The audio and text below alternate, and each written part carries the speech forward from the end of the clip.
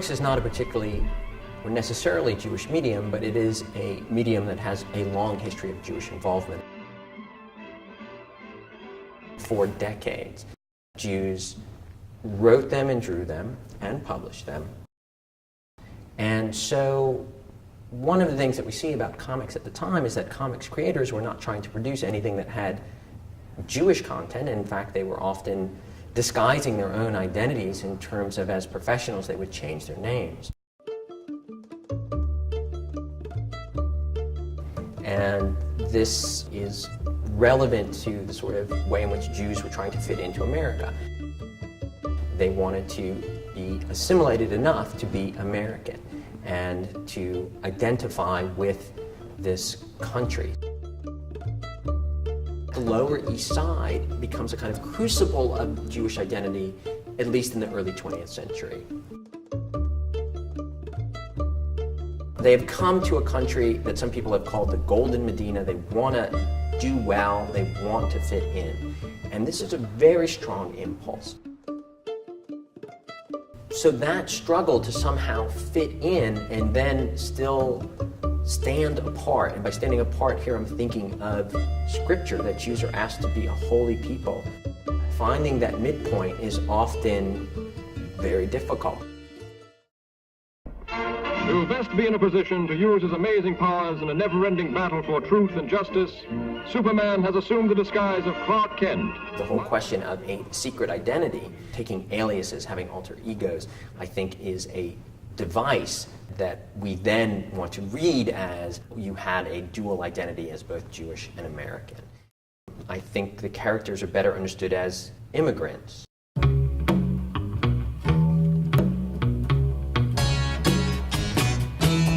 Then when we get to the 1960s and Marvel Comics and what they call the Marvel Bullpen, Stanley Lieber, and Jacob Kurtzberg, who became Jack Kirby, together created a roster of characters that are now major media successes. And what's interesting about the Marvel Comics is the way in which all of the superheroes live in urban settings. I think because Kirby wanted to signal covertly Judaism, it was the urban sensibility. I had to get tough on the streets of New York. I had to know how to fight. And so I think for Kirby, that was less, Judaism was in the foreground as much as it was, this is who we are, is the street tough kids. Put your bad self, say it loud. But we really see a sort of change in attitude emerge out of the 60s and that sort of countercultural moment in America where people begin to break from a kind of WASP hegemony and rediscover different kinds of identity. And in the 70s, that means for Jewish artists and creators that they can begin to deal with explicitly Jewish material. There's sort of two landmark publications in terms of Jews openly expressing Jewish identity through the comics medium. Will Eisner's Contract with God is about an explicitly religious Jew.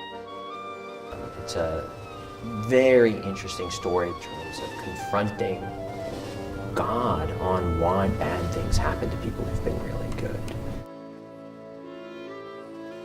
This is published for the first time in 1978.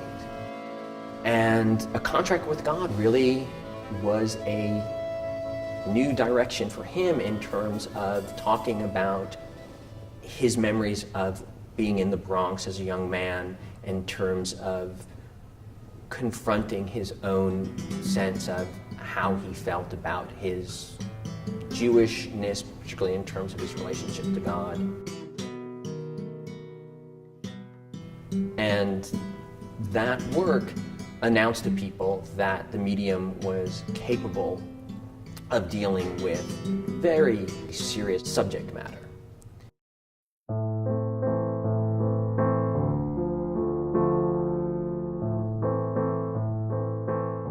And then Art Spiegelman's work on Mouse blurs nonfiction and fantasy, in that he recorded his father, Vladek, talking about how he lived in the camps and survived.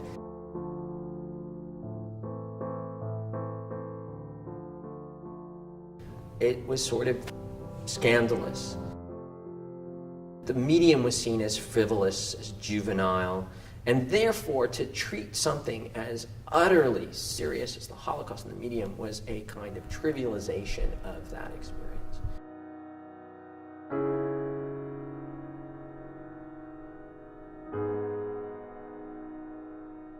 And that's why Mouse was so important, is because it did actually convince people to talk differently about comics. One of the things that I think is important about a work like Mouse is I don't think you could have enough ways to tell the story of what happened during the Shoah.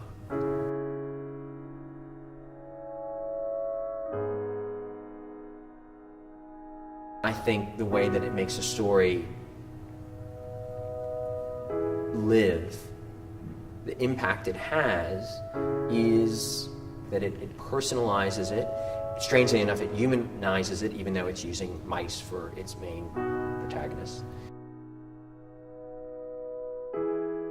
And that is something that, if we want to think about how memory works, it's not just a stable, we know this.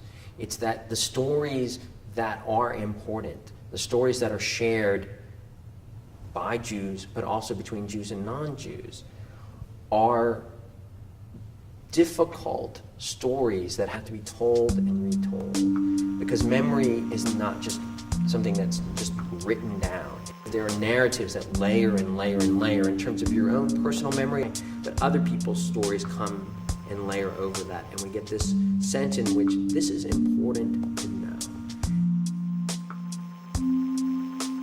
And so I think that that's what these Jewish graphic novels are doing, is it's the depth that I get from the storytelling, is there's some way of thinking about this shared history. I think of it as a way to explore what it is to be a human. And so to me, these graphic novels excel at that.